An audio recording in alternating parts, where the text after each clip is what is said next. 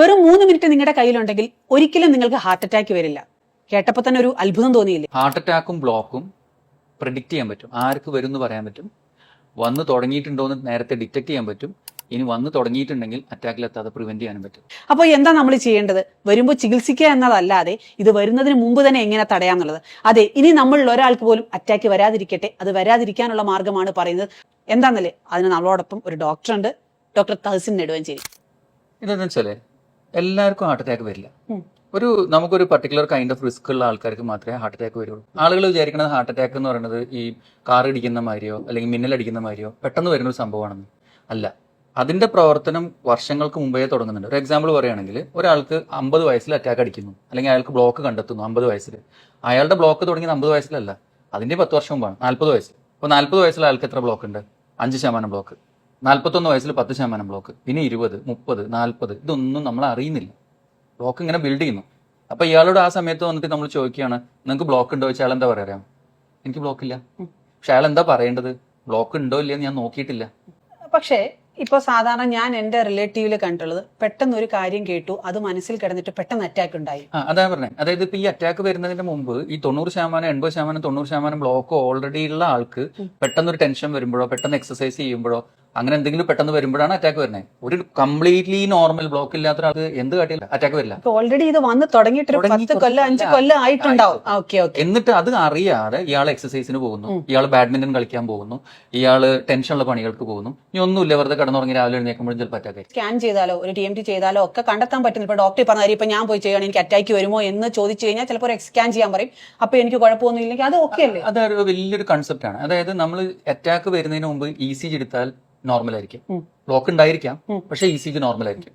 Echo എടുത്താൽ normal ആയിരിക്കും, എക്കോയിൽ കാണാൻ പറ്റില്ല. TMTയിൽ തന്നെ ഒരു ബ്ലോക്ക് കണ്ടെത്തണം എന്നുണ്ടെങ്കിൽ ഒരു 60-70% മേലെ ബ്ലോക്ക് വേണം. അതിന്റെ ചോടുള്ള ബ്ലോക്കൊന്നും TMTയിൽ കിട്ടൂല. അപ്പൊ TMT ഒരാൾക്ക് നോർമൽ എന്ന് പറഞ്ഞാൽ അയാൾക്ക് ബ്ലോക്ക് ഉണ്ടോ ഇല്ലേ എന്നുള്ളത് കൃത്യമായിട്ട് നമുക്ക് ഉറപ്പിച്ച് പറയാൻ പറ്റില്ല. ഈവൻ ചിലപ്പോൾ 70-80% ബ്ലോക്ക് പോലും ചിലപ്പോൾ TMTയിൽ നമുക്ക് കിട്ടിക്കൊള്ളുന്നില്ല. പക്ഷെ നമുക്ക് പെട്ടെന്ന് ഒരാൾക്ക് ചെയ്തു കൊടുക്കാൻ പറ്റുന്ന ഒരു ടെസ്റ്റ് അവൈലബിൾ ആയിട്ട് TMT ഉള്ളതുകൊണ്ടാണ് നമ്മൾ അത് ചെയ്തു പോണേ. ഓക്കെ, പലപ്പോഴും കാർഡിയോളജിസ്റ്റ് ഏതെല്ലാം തരത്തിൽ സർജറി നടത്താം, അല്ലെ ഏതെല്ലാം തരത്തിൽ ഈ മേഖലയിൽ ആളുകളെ രക്ഷപ്പെടുത്താമെന്നാണ് ചിന്തിക്കുന്നത്. അപ്പൊ ഡോക്ടറോട് ഞാൻ പല തരത്തിൽ സംസാരിച്ചിട്ടുണ്ട്. അപ്പൊ ഡോക്ടർ പറയും ഇത്ര സെക്കൻഡ് ഇങ്ങനെ രക്ഷപ്പെടുത്താം, ഇങ്ങനെയൊക്കെ ഡോക്ടർ എനിക്ക് പറഞ്ഞു. പക്ഷെ എങ്ങനെ ഇങ്ങനൊരു പോയിന്റിൽ എത്തി? അത് ഞാൻ പറഞ്ഞുതരാം. 2 കാര്യങ്ങളുണ്ട്. ഒന്ന്, ഞാനൊരിക്കലും ഒരു 2 വർഷം മുമ്പ് US-ലൊരു കോൺഫറൻസിന് പോയി. അവിടെ ഇരുന്ന് അത് അറ്റൻഡ് ചെയ്യുന്ന സമയത്ത് വൈഫ് വിളിച്ചിട്ട് പറഞ്ഞു, എനിക്ക് ഞാൻ അന്ന സമയത്ത് ഒരു കാറ് മാറ്റിയിരുന്നു. അപ്പോൾ ആ കാറ് കൊണ്ടുതന്ന ഒരു പയ്യൻസ് ഉണ്ട്, ഒരു 10-42 വയസ്സുണ്ടാവും. അവൻ പെട്ടെന്ന് മരണപ്പെട്ടു. എനിക്ക് ഭയങ്കര പെയിൻഫുൾ ആയിരുന്നു. അപ്പോൾ കാരണം വെച്ചാൽ എനിക്ക് ആ കാർ കാണിച്ചു തരാൻ വേണ്ടിയിട്ട് ഇവിടെ 5 മണിക്ക് ഞാൻ വരാൻ പറഞ്ഞു. വൈകുന്നേരം 5 മണിക്ക് വരാൻ പറഞ്ഞപ്പോൾ ആ സമയത്ത് എൻ്റെ തിരക്ക് കഴിഞ്ഞില്ല. ഞാൻ അവനെ കാണുന്ന 8-9 മണിക്കാണ്. 4 മണിക്കൂർ അവൻ ആ കാറിൽ ഇരുന്നിട്ടുണ്ട്. ചെന്നപ്പോൾ തന്നെ ഞാൻ പറഞ്ഞു, സോറി ട്ടാ, ഞാൻ വിചാരിച്ചില്ല. സാറേ കുഴപ്പമില്ല, എനിക്ക് വീട്ടിൽ വൈഫും കുട്ടികളൊന്നുമില്ല, വൈഫ് ഡെലിവറി ആയിട്ട് ഒരിക്കൽ ഞാൻ ഒറ്റയ്ക്കാണ് എന്ന്. ഈവൻ മരണപ്പെട്ടു എന്ന് പറഞ്ഞപ്പോൾ എൻ്റെ ആദ്യത്തെ ചിന്ത പോണത് അവൻ്റെ വൈഫ് ഡെലിവറി കഴിഞ്ഞ് ഇരിക്കുകയാണെന്നാണ് അവൻ പറഞ്ഞതാണ് എൻ്റെ മനസ്സിൽ നിൽക്കുന്നത്. അവന് വേറൊരു കുട്ടിയുണ്ട്. അത് ഭയങ്കര പെയിൻഫുൾ. അപ്പോൾ ഞാൻ അവരെ ആ കാറിൻ്റെ ആ വണ്ടിയുടെ ആ കമ്പനിയിൽ വിളിച്ചു. അതിലൊക്കെ വേറെ ആൾക്കാരുണ്ട്, അവരെ വിളിച്ചു. അപ്പോൾ അവർ പറഞ്ഞു ഞങ്ങളൊരു ഫണ്ട് റേസ് ചെയ്യുന്നുണ്ട് കുട്ടികളുടെ സഹായത്തിനൊക്കെ. അപ്പോൾ ഞാൻ പറഞ്ഞു ഞാനും കോൺട്രിബ്യൂട്ട് ചെയ്യും. അപ്പോൾ കോൺട്രിബ്യൂഷനൊക്കെ കഴിഞ്ഞ് പിന്നെ ഞാൻ റൂമിലിരുന്ന് ആലോചിക്കുമ്പോൾ ഒരു കുറച്ച് പൈസ ആ ഫാമിലിക്ക് കൊടുക്കുന്നതാണോ ഞാൻ അവരോട് ചെയ്യേണ്ട കമ്പാഷൻ? അതല്ല, ഈ ഇതുപോലത്തെ ഡെത്ത് പ്രിവെന്റ് ചെയ്യണ ഒരു സിസ്റ്റം കൊണ്ടുവന്നിട്ട് ആ കുട്ടികൾക്ക് അവരുടെ ഫാദറിനെ, ആ വൈഫിന് അവരുടെ ഹസ്ബൻഡിനെയും, അവന്റെ പാരൻസിന് ആ ഒരു മകനെയും നിലനിർത്തി കൊടുക്കാൻ സാധിക്കുന്നതായിരുന്നോ ചെയ്യേണ്ട പണി? അബ്സല്യൂട്ട്ലി ആ ഒരു ഫാദറിനെ ആ കുട്ടികൾക്ക് കൊടുക്കുന്ന മണിയല്ല, പൈസ എന്ത് കൊടുത്താലും. ഞാൻ എൻ്റെ പേഷ്യൻസിനോടും പറയാറുണ്ട് എപ്പോഴും, നിങ്ങൾ മെഡിസിൻ കഴിക്കാതെ വരുമ്പോൾ ഞാൻ അപ്സെറ്റ് ആവുന്ന, എനിക്ക് ദേഷ്യം വരും, ചിലപ്പോൾ സങ്കടം തോന്നും. പുക വലിച്ച് വരുമ്പോഴൊക്കെ ഞാൻ ദേഷ്യം. ഞാൻ അവരോട് പറയും, ഇതിലെന്താണെന്ന് വെച്ചാൽ നിങ്ങൾക്ക് നിങ്ങളുടെ കുടുംബത്തിനോട് ചെയ്യാൻ പറ്റുന്ന ആദ്യത്തെ പണി അവർക്ക് വേണ്ടി സമ്പാദിച്ചു കൊടുക്കലോ ഒന്നുമല്ല, ജീവനോടെ ഇരിക്കുക.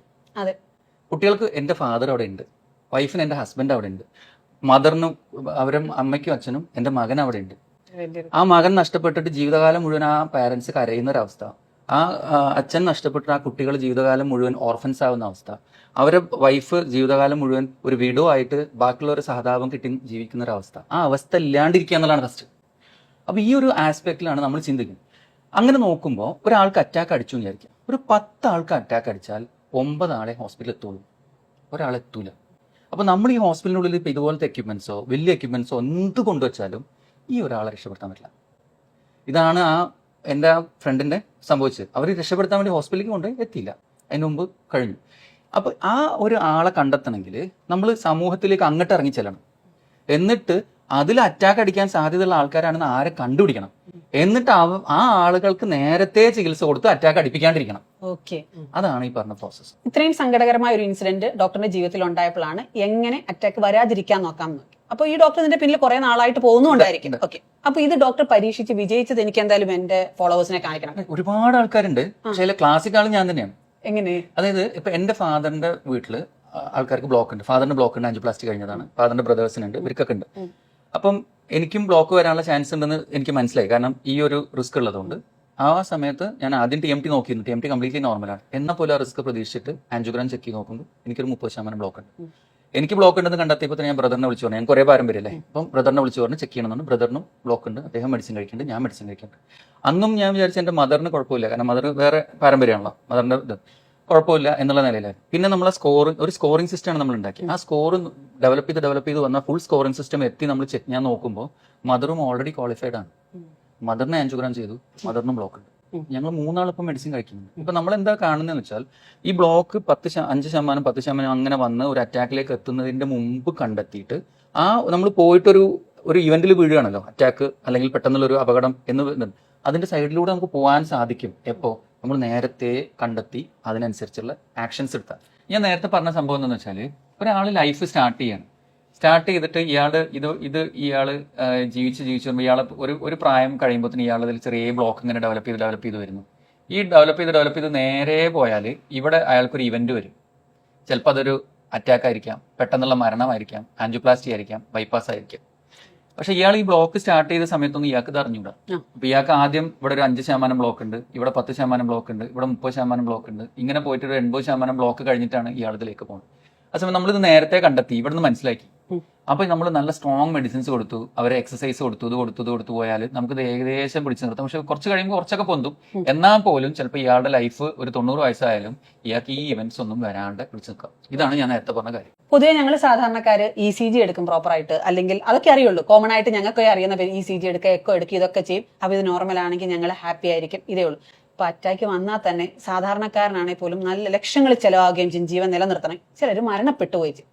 അപ്പോൾ ഇങ്ങനെ ഒരു സാഹചര്യത്തിൽ എങ്ങനെ ഇത് തടയും? ഇതിന്റെ മെത്തേഡ് മാത്രം ഡോക്ടർ പറഞ്ഞില്ല, എന്ത് ഞങ്ങൾ ചെയ്യണം ഇത് തടയാൻ? ചുരുക്കി പറഞ്ഞു, ഇതിപ്പോ നമ്മൾ ഉണ്ടാക്കി വെച്ചിരിക്കുന്നത്, നിങ്ങൾക്ക് നിങ്ങളുടെ സാധാരണ ഫോൺ എടുത്തിട്ട് നിങ്ങളുടെ വീട്ടിലിരുന്നിട്ട് നമ്മൾ ആ ഒരു ആപ്ലിക്കേഷൻ ഉണ്ട്. അപ്പൊ നമുക്ക് ഞാൻ വേണമെങ്കിൽ ലിങ്ക് ഷെയർ ചെയ്യാം. ആ ലിങ്ക് ഷെയർ ചെയ്ത് നിങ്ങൾക്ക് ഓഡിയൻസിന് കൊടുക്കാം.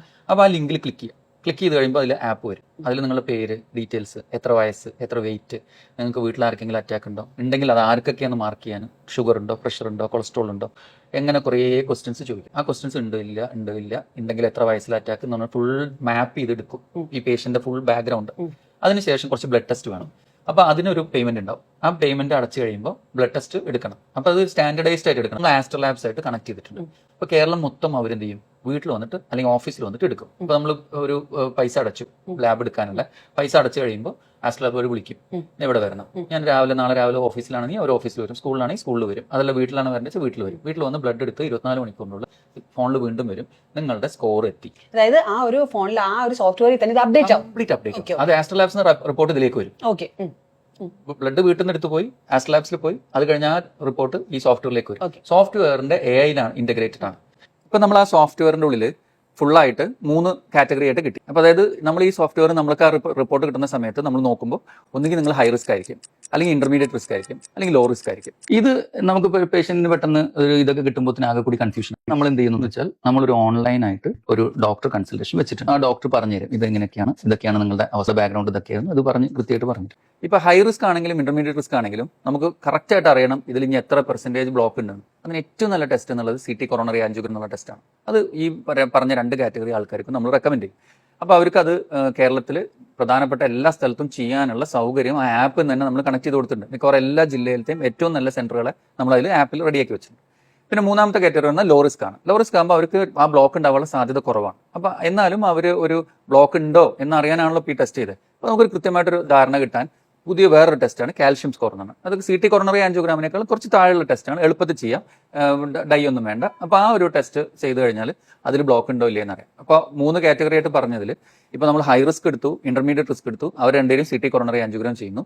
ലോ റിസ്ക് ആൾക്കാർക്ക് ഒരു CT കാൽഷ്യം സ്കോറും ചെയ്യുന്നു. ഇപ്പോൾ നമുക്ക് ഇവരെ മൊത്തത്തിൽ ഇവരുടെ റിസ്ക് എത്രയാണെന്നും മനസ്സിലായി, ഇവരെ ഇമേജ് ചെയ്യുമ്പോൾ ഈ CT എടുക്കുമ്പോൾ ഉള്ള അവസ്ഥ എന്താണെന്ന് മനസ്സിലായി. ഈ കാര്യങ്ങൾ വെച്ചിട്ട് ഇവരെ എവിടെ കിടക്കുന്നു എന്ന് വ്യക്തമായിട്ട് നമുക്ക് മനസ്സിലാവും. അതിനനുസരിച്ച് നമ്മൾ അവരെ ഫർദർ ട്രീറ്റ്മെന്റ് കൊടുക്കുന്നു. ഈ ടെസ്റ്റുകൾ കഴിഞ്ഞ് ബ്ലോക്ക് ഒന്നും ഇല്ല എന്ന് കണ്ടെത്തിയ ഒരാളാണെങ്കിൽ അവർക്ക് സമാധാനമായിട്ട് പോവാം.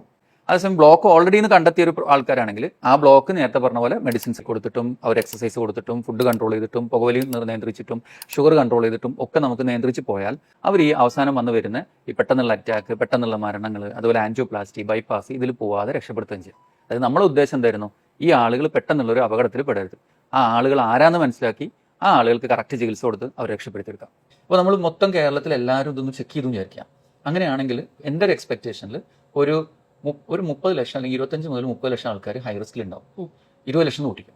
ബാക്കിയുള്ള ആൾക്കാരൊക്കെ ലോ റിസ്കോ ഇന്റർമീഡിയറ്റ് റിസ്കോ ആയിരിക്കും. അപ്പോൾ അവർ വെറുതെ ടെൻഷൻ ആവും വേണ്ട. എല്ലാവരും കിടന്ന് ടെൻഷൻ അടിക്കണ്ട. ഇതിപ്പോൾ എൻ്റെ പാരമ്പര്യം ഉള്ളത് പോലെ എല്ലാവർക്കും ഉണ്ടാവില്ല, അല്ലെങ്കിൽ ഷുഗർ ഉള്ള പോലെ വേറെ ഉണ്ടാവില്ല, പുകവലിയുള്ള പോലെ ഉണ്ട്. ഇപ്പം ഇതിൽ ബേസിക്കലി നമ്മൾ പുതിയതായിട്ടൊന്നും കണ്ടുപിടിക്കുന്നില്ല. നമ്മൾ എന്താ വെച്ചാൽ നമുക്ക് ഓൾറെഡി അറിയാം പുകവലി പ്രശ്നമാണ്, നമുക്ക് ഓൾറെഡി അറിയാം പാരമ്പര്യം പ്രശ്നമാണ്, നമുക്ക് ഓൾറെഡി അറിയാം ഡയബറ്റീസ് പ്രശ്നമാണ്. പക്ഷെ ഇതിനൊക്കെ ഓരോന്നിന്റെയും കോമ്പിനേഷൻ വ്യത്യാസമാണ്. അതായത് ഒരാൾക്ക് പാരമ്പര്യമുണ്ട്, വേറെ ഒന്നുമില്ല.